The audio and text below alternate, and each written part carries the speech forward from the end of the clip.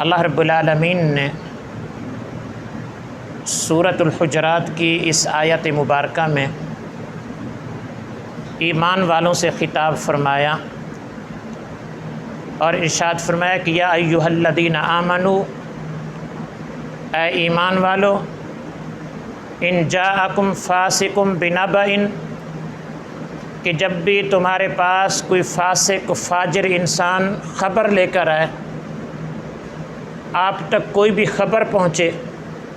تو فرمایا کہ فتبینوا، سب سے پہلے اس خبر کی تصدیق کر لو۔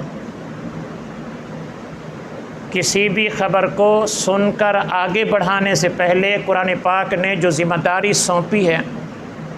وہ یہ ہے کہ پہلے اس خبر کی تصدیق کرنی ہے، اور اس کی تصدیق کر لینے کے بعد پھر یہ دیکھنا ہے کہ آیا یہ خبر سچی ہے، تو پھر اسے آگے پھیلانا ہے، اور اگر پتہ چل جائے کہ یہ خبر سچی نہیں ہے بلکہ جھوٹی خبر ہے، تو قرآن پاک کہتا ہے کہ پھر اس خبر کو یہیں پر روک دو، اسے آگے پھیلانے کی اجازت نہیں ہے۔ یا ایھا الذین آمنوا ان جاءکم فاسق بنبأ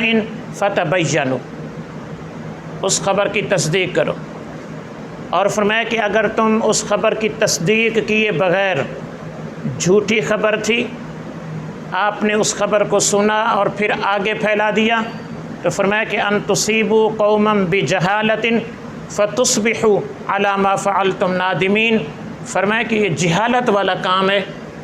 کہ خبر کو سنا، جھوٹی خبر تھی، اس کی تصدیق نہیں کی، آگے پھیلا دی، تو فرمایا کہ یہ تو جہالت والا کام ہے،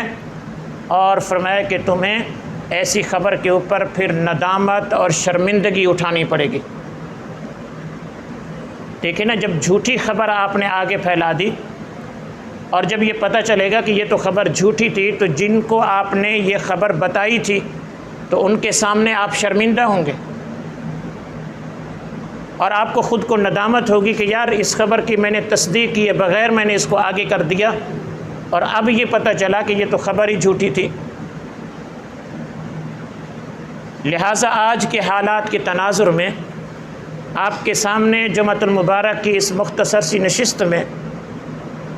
بات یہ کرنی ہے کہ حالیہ انہی دنوں کے اندر ایک واقعہ پیش آیا، اور جس کی وجہ سے پورے ملک کے اندر ہنگامہ برپا ہے،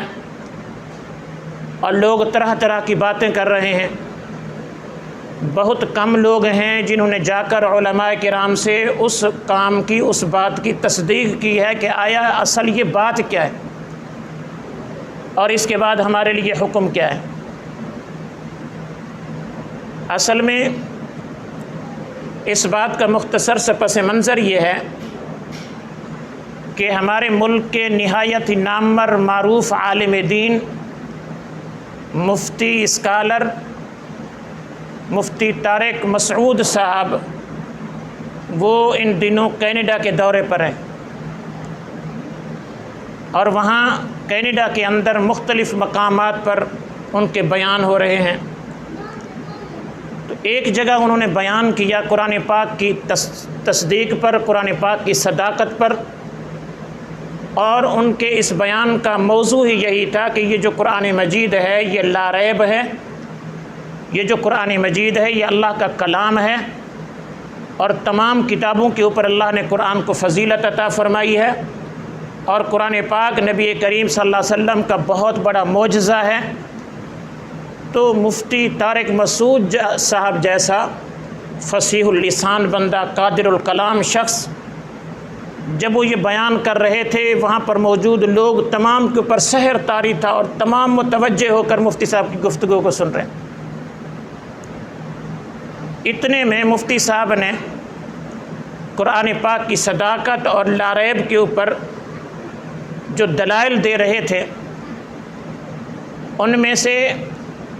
دو باتیں بطور دلیل کے مفتی صاحب نے ایسی کر دیں کہ جس کی وجہ سے پورے ملک کے اندر ہنگامہ برپا ہو گیا کہ مفتی صاحب نے قرآن پاک کی گستاخی کر دی، اور مفتی صاحب نے نبی کریم صلی اللہ علیہ وسلم کی شان میں گستاخی کر دی۔ اور اتنے دن گزر جانے کے باوجود بھی آج تک یہ مسئلہ تھما نہیں، آپ جس جگہ بھی جاتے ہیں یہی گفتگو ہو رہی ہے کہ مفتی صاحب گستاخ رسول ہیں، گستاخ قرآن ہیں، اور مفتی صاحب کے ساتھ ساتھ باقی سارے علماء کو بھی لوگ لپیٹ میں لے رہے ہیں کہ یہ علماء ایسے ہیں، مولوی ایسے ہیں۔ تو میرے بھائی اور دوستو، آج کے اس مختصر سے بیان میں نے آپ کے سامنے اس بیان کے پس منظر کے حوالے سے چند ایک باتیں کرنی ہیں کہ جس سے یہ سمجھنا آسان ہوگا کہ آیا مفتی صاحب نے اپنے بیان کے اندر یہ جو دو باتیں کی تھیں اس میں مفتی صاحب قصوروار بھی ہیں یا نہیں ہیں، یا انہیں زور زبردستی کا گستاخ رسول بنا لیا گیا۔ تو میرے بھائی اور دوستو، مفتی صاحب نے سب سے پہلی بات یہ کی تھی، انہوں نے فرمایا کہ یہ جو قرآن ہے یہ ایسی لا ریب کتاب ہے، یہ ایک ایسا اللہ کا کلام ہے، اللہ رب العالمین نے اس کی حفاظت کی ذمہ داری اپنے سپرد لی،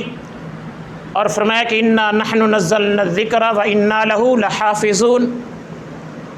کہ ہم نے اس قرآن پاک کی حفاظت خود کرنی ہے۔ تو فرمایا کہ اللہ رب العالمین نے 1400 سال گزر جانے کے باوجود بھی قرآن پاک کی اس حفاظت کی ذمہ داری ایسی پوری کر کے دکھا دی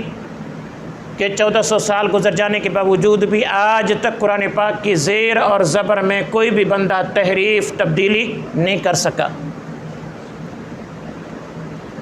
اور اس میں مفتی صاحب نے کہا کہ قرآن پاک کی ایک آیت ہے لَنَصْفَعًا بِالنَّاصِيَةِ،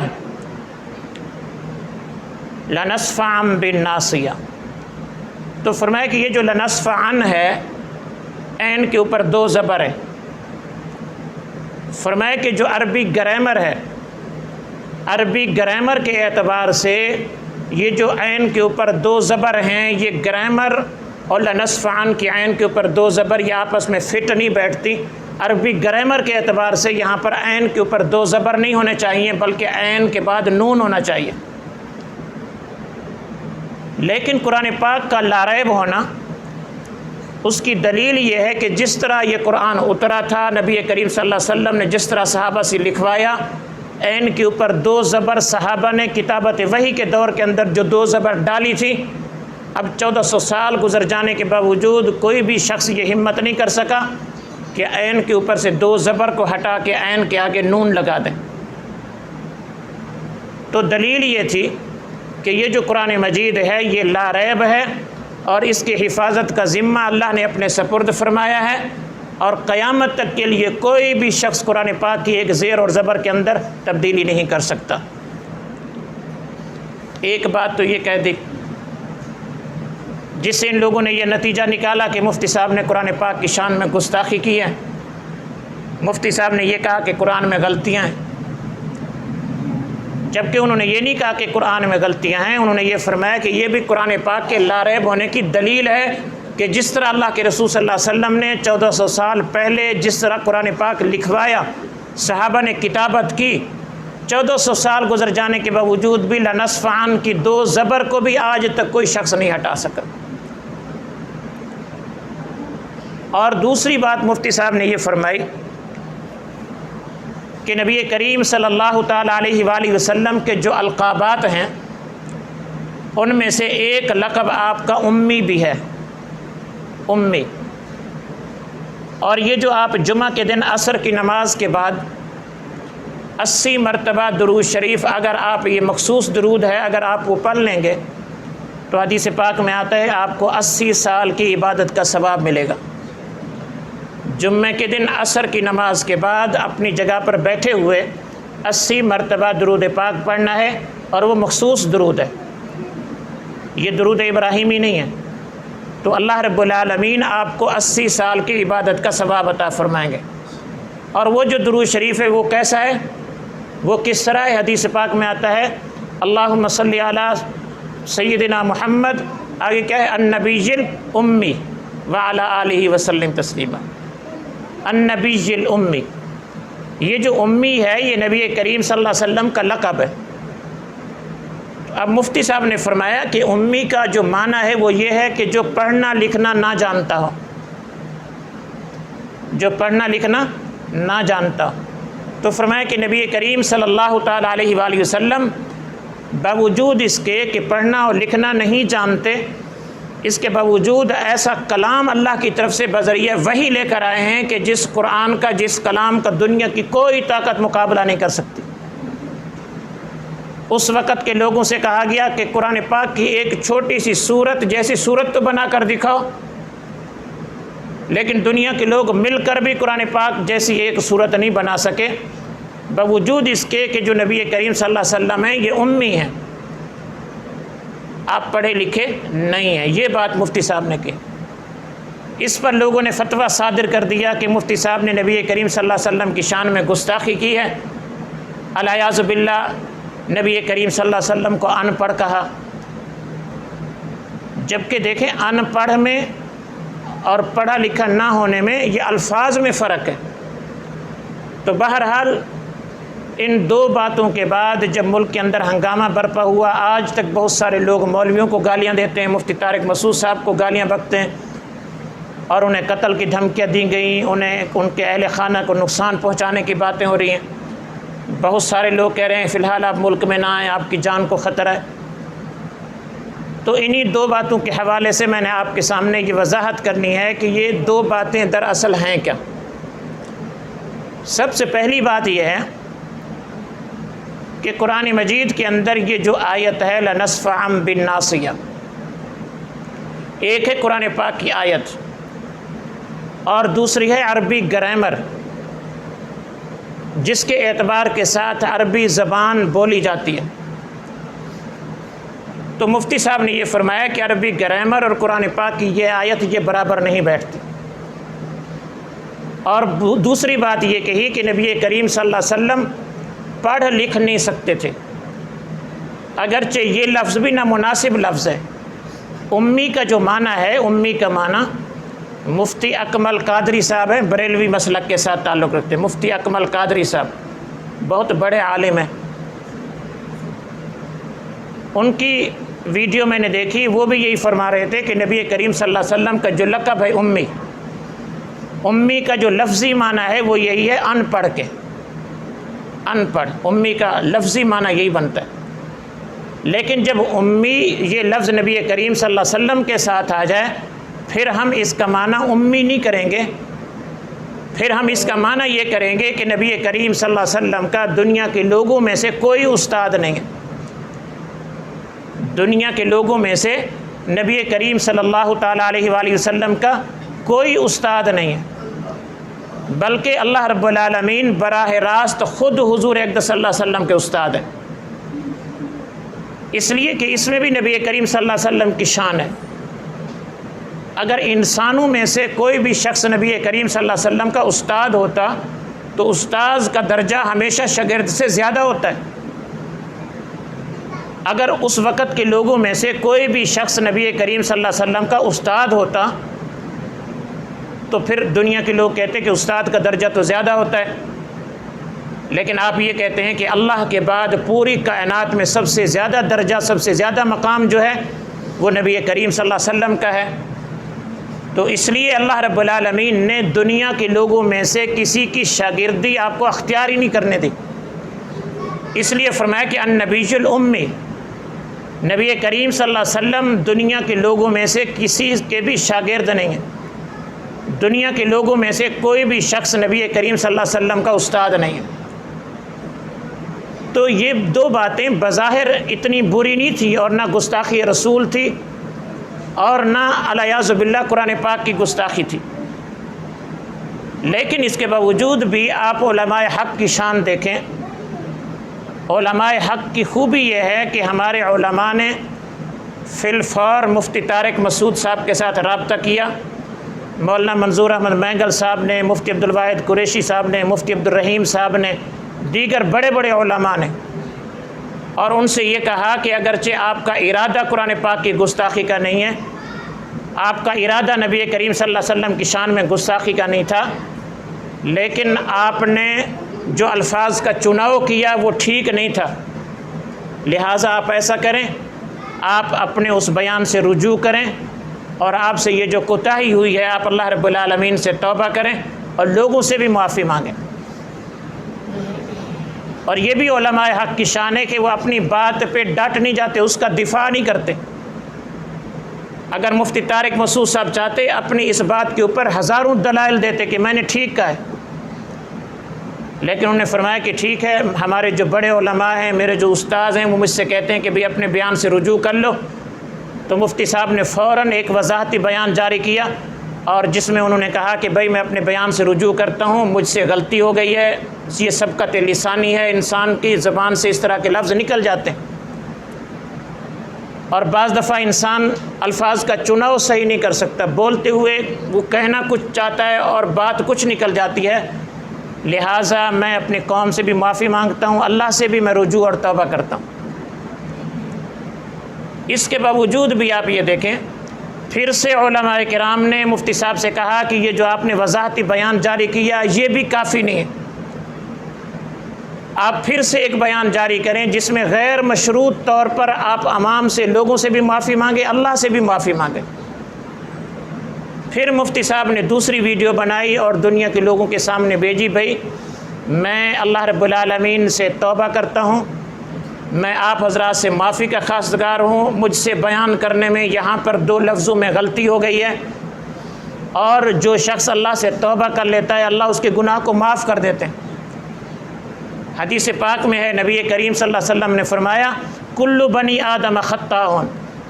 یہ جتنے بھی بنی آدم ہیں سارے کے سارے خطا کرنے والے ہیں، اور فرمایا کہ کل بنی آدم خطاؤن و خیر الخطائین التوابون، ان تمام لوگوں میں سب سے بہتر خطا کرنے والا، سب سے بہتر غلطی کرنے والا وہ ہے کہ جب اس سے غلطی ہو جائے تو وہ توبہ کر لے۔ سارے کے سارے بنی آدم خطا کرنے والے ہیں، لیکن بہتر خطا کرنے والا وہ ہوتا ہے کہ جب خطا ہو جائے اور پھر اس کے بعد توبہ کر لے۔ ایک اور حدیث مبارک میں فرمایا کہ من تابا کمن لا ذنب لہ، کہ جو شخص اپنی غلطی کے بعد توبہ کر لے، فرمایا کہ وہ ایسا ہے کہ جیسا اس نے گناہ کیا ہی نہ ہو، اللہ اس کے گناہ کو معاف کر دیتے ہیں۔ تو باوجود اس کے کہ مفتی صاحب نے وضاحتاً صراحتاً کوئی گستاخی نہیں کی، اور نہ مفتی صاحب کا گستاخی کا ارادہ تھا، 1 گھنٹے کا پورا بیان صرف اسی پر ہے کہ یہ جو قرآن ہے یہ لا ریب ہے، یہ صداقت پر مبنی کتاب ہے، یہ اللہ کا کلام ہے، یہ لا ریب ہے، یہ اللہ سے نکلا ہے، پورا گھنٹے کا بیان یہی دلیل ہے۔ اس درمیان میں یہ 2 باتیں جو بطور دلیل اس بات پر دی گئی تھی کہ یہ قرآن حق ہے، لیکن الفاظ کے چناؤ میں تھوڑی سی لغزش ہو گئی تو دنیا کے لوگ مخالف ہو گئے، طرح طرح کے فتوی بازی جاری کر دی۔ تو میرے بھائی اور دوستو، آپ کے سامنے یہ وضاحت اس لیے عرض کرنی تھی کہ بہت سارے لوگ ہم سے پوچھ رہے ہیں کہ مفتی طارق مسعود نے ایسی گستاخی کیا کر دی، اب مفتی طارق مسعود کے لیے کیا حکم ہے، اور لوگوں نے انہیں قتل کی دھمکیاں دینا شروع کر دی، کسی نے کہا یہ واجب القتل ہے، یہ گستاخ رسول ہے، یہ قرآن پاک کا گستاخ ہے۔ تو میرے بھائی اور دوستو، آخر کے اندر ایک بات سمجھ لیں، ایک ہوتی ہے غلطی اور ایک ہوتی ہے گستاخی۔ غلطی کا ہو جانا یہ الگ بات ہے، گستاخی کا کرنا یہ الگ بات ہے۔ غلطی اور گستاخی میں فرق کیا ہے؟ گستاخی وہ ہوتی ہے کہ خدا نخواستہ اگر کوئی بھی شخص قرآن پاک کی شان میں، نبی کریم صلی اللہ علیہ وسلم کی شان میں یا اللہ کی شان میں کوئی نازیبا لفظ بول دیتا ہے، گستاخی ہو جاتی ہے۔ اب جب اسے توجہ دلائی جاتی ہے کہ یار یہ جو لفظ آپ نے بولا ہے، اس لفظ سے نبی کریم صلی اللہ علیہ وسلم کی شان میں گستاخی ہو رہی ہے، تو وہ بندہ اپنے لفظ کو واپس نہیں لیتا، اپنے جملے کو واپس نہیں لیتا، بلکہ اپنی بات پہ ڈٹ جاتا ہے اور کہتا ہے میں نے جو کہا ٹھیک کہا، میرے پاس دلیلیں ہیں، میرے پاس ثبوت ہیں۔ تو ایسا جو بندہ ہے اسے گستاخ کہا جاتا ہے کہ معلوم یہ ہوا کہ اس نے جان بوجھ کر یہ بات کہی ہے، اس نے جو بات کہی اس پر اسے کوئی ندامت نہیں، کوئی شرمندگی نہیں، اور یہ بندہ کہتا ہے میں نے جو کہا ٹھیک کہا ہے۔ یہ ہوتی ہے گستاخی۔ اب گستاخ کا حکم جو ہے وہ شریعت میں الگ ہے۔ ایک ہوتی ہے غلطی، وہ کسی بھی انسان سے ہو سکتی ہے، اور جب کسی بھی انسان سے غلطی ہو جائے اور آپ اسے یہ توجہ دلائیں کہ مفتی صاحب، مولانا صاحب، آپ نے اپنے بیان میں یہ جو بات کی تھی یہ تو غلط ہے، یہ تو قرآن کے خلاف جا رہی ہے، تو وہ مولانا صاحب جب اس بات کو دوبارہ پھر سنتے ہیں کہتے ہیں ہاں یار مجھ سے بڑی غلطی ہو گئی ہے، میں اللہ سے توبہ کرتا ہوں، واقعی مجھ سے خطا ہو گئی، میری زبان سے غلط الفاظ نکل گئے۔ تو اب اس کو گستاخی نہیں کہتے، اسے گستاخی نہیں کہتے، یہ سبقت لسانی ہوتی ہے، یہ انسان سے غلطی ہوتی ہے، یہ کسی بھی انسان سے سرزد ہو سکتی ہے۔ جب انسان اپنے الفاظ کو واپس لے لے، معافی مانگ لے، رجوع کر لے، اللہ سے توبہ کر لے، اس کے باوجود بھی اگر کوئی شخص یہ کہے کہ نہیں یہ بھی گستاخی ہے، لہٰذا فلاں بندہ یہ گستاخ ہے، اس کی قتل کے فتوے جاری ہو جائیں، اسے واجب القتل قرار دے دیا جائے، تو یہ بالکل ناانصافی ہے۔ شریعت کبھی بھی اس بات کی اجازت نہیں دیتی۔ تو میرے بھائیو اور دوستو، قرآن پاک کی جو آیت مبارکہ میں نے شروع میں پڑھی تھی، اس آیت مبارکہ میں اللہ رب العالمین بھی یہی فرماتے ہیں، یا ایھا الذین آمنوا ان جاءکم فاسق بنبأ فتبینوا، فرمایا کہ اے ایمان والو، جب بھی تمہارے پاس کوئی خبر پہنچے سب سے پہلے اس خبر کی تصدیق کر لیا کرو۔ ہمارے اپنے ہی لوگوں کے پاس خبر پہنچی کہ مفتی طارق مسعود صاحب نے نبی کریم صلی اللہ علیہ وسلم کی شان میں گستاخی کر دی، قرآن پاک کی شان میں گستاخی کر دی۔ اب کسی نے اپنے علماء سے پوچھنا گوارا نہیں کیا کہ دراصل بات کیا ہے، اور یہ جو بات ہے آیا انہوں نے گستاخی کی ہے یا ان سے غلطی ہو گئی، پوچھنا گوارا نہیں کیا، اور انہی لوگوں کے ساتھ ہو گئے جنہوں نے مفتی صاحب پر فتوے بازی شروع کی ہوئی ہے۔ تو میرے بھائی اور دوستو، ایک شخص جو اپنے گناہ سے توبہ کر لے، پھر اسے اس گناہ کی آر دلانا یہ بہت بڑا گناہ ہے۔ حدیث پاک میں آتا ہے، یہ آخری حدیث میں عرض کر رہا ہوں، توجہ کے ساتھ سماعت فرما لیں۔ حدیث پاک میں آتا ہے کہ کوئی بھی مسلمان ایسا جو کسی گناہ کے اندر مبتلا تھا اور پھر اس نے اس گناہ سے توبہ کر لی،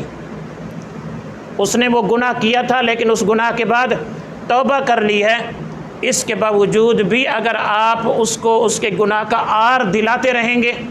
آپ نے فلاں گناہ کیا ہے، آپ گناہ گار ہیں، آپ نے فلاں گناہ کیا ہے، تو نبی کریم صلی اللہ علیہ وسلم نے فرمایا کہ یہ آر دلانے والا شخص یہ اس وقت تک نہیں مرے گا جب تک اللہ خود اس کو اس گستاخی کے اندر مبتلا نہ کر دے۔ یہ تو ہماری اپنے لیے خطرہ ہے۔ جب انہوں نے معافی مانگ لی، رجوع کر لیا، اور وہ 2 دفعہ وہ بار بار آئے دنیا کے لوگوں کے سامنے، کہا میں نے اپنے رب سے توبہ کی ہے، مجھ سے الفاظ کے چناؤ میں غلطی ہو گئی ہے، مجھے اس طرح نہیں کہنا چاہیے تھا، اس طرح کہنا چاہیے تھا۔ اب ہم کون ہوتے ہیں کہ مفتی صاحب پر فتوے لگائیں اور انہیں گستاخ رسول قرار دیں، قرآن پاک کا گستاخ قرار دیں یا واجب القتل قرار دیں؟ میرے بھائی اور دوستو، اللہ سے دعا ہے کہ اللہ رب العالمین ہمیں حق اور سچ کے ساتھ رکھے، اللہ رب العالمین ہم تمام کو علماء حق کے ساتھ وابستہ رکھے، اور جب تک زندہ رہیں علماء حق کی وابستگی کے ساتھ، علماء حق کے تعلق کے ساتھ ہم زندہ رہیں، اور جب ہماری موت آئے تو اللہ رب العالمین ہمارا خاتمہ ایمان پر فرمائے۔ وآخر دعوانا الحمدللہ رب العالمین۔